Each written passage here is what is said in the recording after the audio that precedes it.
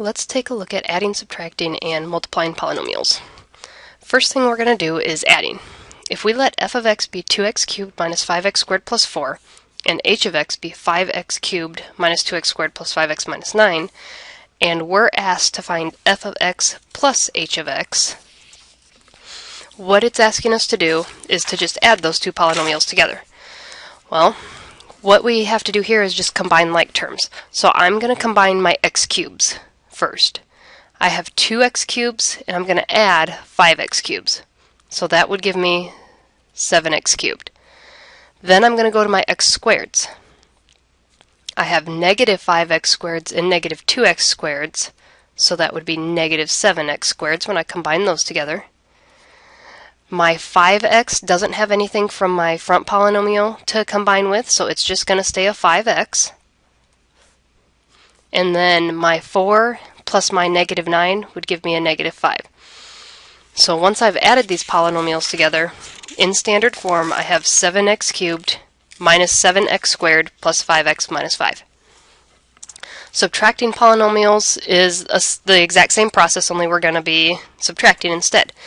What I would recommend for most of you is change this to an addition problem and then change the sign of everything inside your last polynomial. So I'm going to start with my x cubes again. So I would have 2x cubes minus 5x cubed. So I would end up with a negative 3x cubed. Then I'm going to go ahead and combine my x squareds. So I have negative 5x squared plus 2x squared is going to be negative 3x squared. My x term doesn't have anything to combine with again, so it's just going to stay a negative 5x. And then my 4 plus 9 would turn into a plus 13. So adding and subtracting, you're just going to be combining like terms. Okay, multiplying polynomials. Each term of your first polynomial must be multiplied by each term of your second polynomial. So I always start just by focusing on one term in the first polynomial. And it's kind of like an extension of the distributive property. I'm going to take this 2x cubed and multiply it by everything in my second polynomial. So when I take 2x cubed times 5x cubed, 2 times 5 gives me that 10. And now remember your rules of exponents. If I have x cubed times x cubed, I add the exponents. So I would get x to the 6th. Then I'm going to take the 2x cubed times the negative 2x squared. Well, the 2 and the negative 2 give me a negative 4. And then x cubed times x squared, I add my exponents, so I get x to the 5th. Take the 2x cubed times the 5x, and we're going to have 10x to the 4th, because remember this 5x really has an exponent of 1. And then the 2x cubed times the negative 9, we would have negative 18x cubed. Once I've gotten that first term taken care of, I go to my next term in the first polynomial. So now I'm going to do the exact same thing with the negative 5x squared. So negative 5x squared times 5x cubed would be negative 25x to the 5th. It's a multiplication problem, so we add exponents. And then negative 5x squared times negative 2x squared would be plus 10x to the 4th. And negative 5x squared times the 5x would be negative 25x to the 3rd. And negative 5x squared times negative 9 would be plus 45x squared. Now that we've multiplied the negative 5x squared by everything, we move on to the 4. So 4 times 5x cubed is 20x cubed, and 4 times the negative 2x squared would be negative 8x squared. 4 times the 5x would be 20x, and 4 times the negative 9 would be negative 36. So we've got this big long string of terms. What we need to do now is go through and combine like terms to simplify this. So I'm going to start with this 10x to the 6th, and I want to go through and see if I have any other x to the 6ths that I can combine with it. There aren't any other ones, so I'm just going to have 10x to the 6th. Now I'm going to go down to my fifths. I've got a -4, a -25, and that's it. So -4x to the 5th and -25x to the 5th would be -29x to the 5th. Then I'm going to go to my fourth powers. So I've got 10 of them here, 10 of them there. Looks like I have a total of 20x to the 4ths. And my third powers, I have -18, -25, and a +20. Combine all those together and I get -23x to the 3rd. Notice how I'm crossing them off as I go. That way I can tell at the end if I've used everything. I'm going to go to my x squareds now. So 45x squared minus 8x squared. Oh, that looks like it's the only two of those. So 45 minus 8 would give me 37x squareds. And then the 20x is all by himself, so he stays at 20x. And the -36 doesn't have anybody to combine with, so he stays as a -36.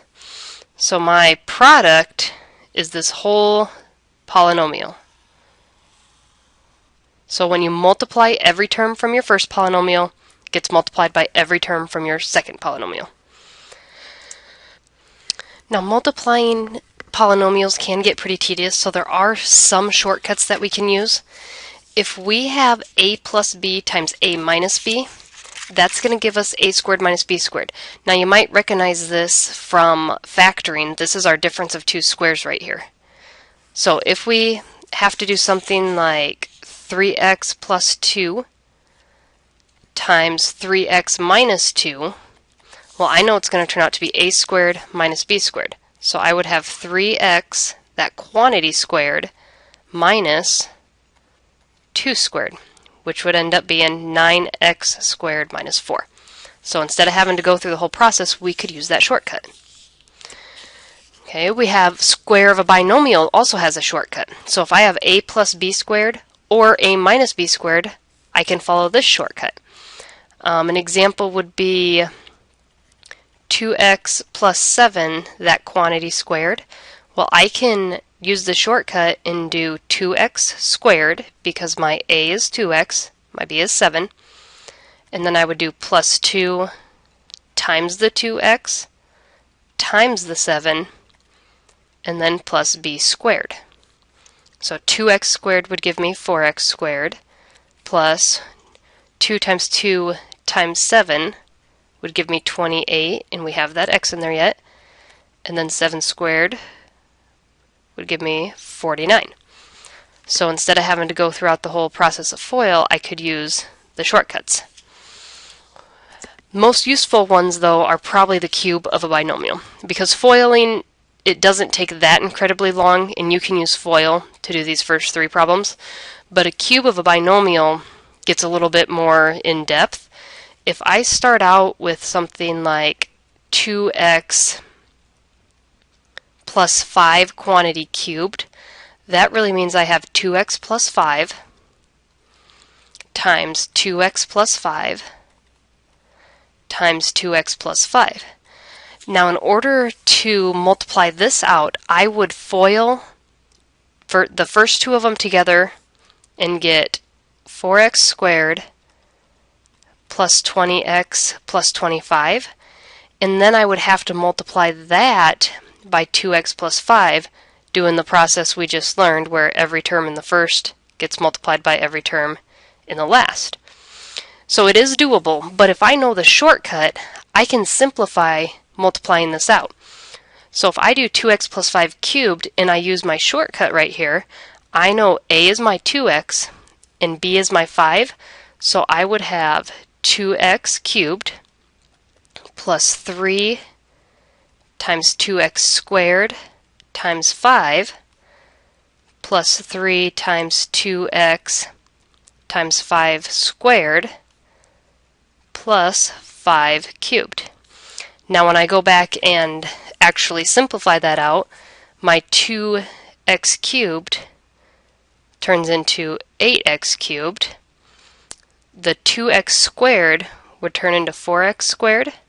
So then I end up with 3 times the 4x squared times the 5, which is going to give me 60x squareds.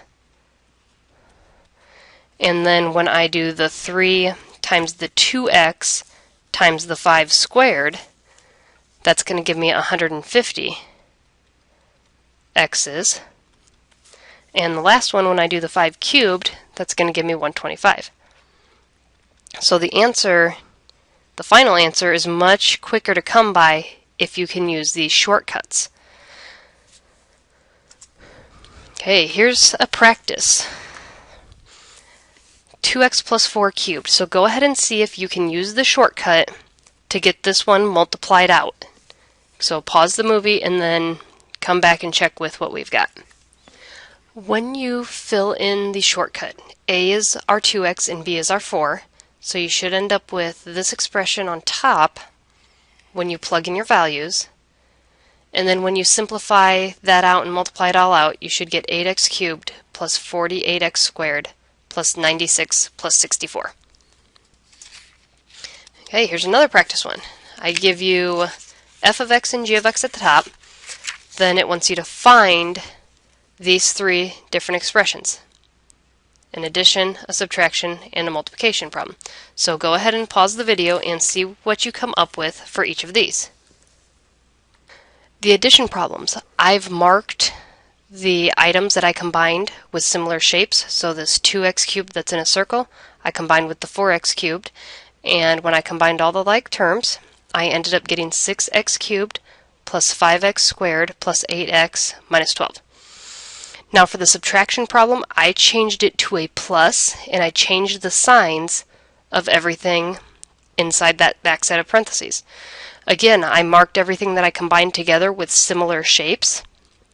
When I combined those items, I got 2x cubed plus 5x squared minus 2x plus 28. Now the multiplication problem, I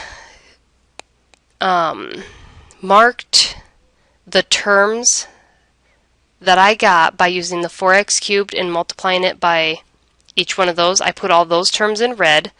Then when I switched to the 5x squared, I changed it to blue. And then the 3x, I changed it to green. And then the 8 was the purple. So if you didn't end up with this same string of numbers that I had right here, the color will tell you which portion you need to go back and retry. So if you didn't get this 25x cubed right here, you would need to go back to the 5x squared and remultiply that piece out. When I combined all the like terms, I ended up with 8x to the 6th plus 10x to the 5th plus 26x to the 4th minus 39x cubed minus 85x squared minus 20x minus 160.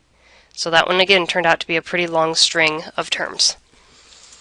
Okay, now it's your turn. Bring these 3 problems to class. Make sure you show your work on these also.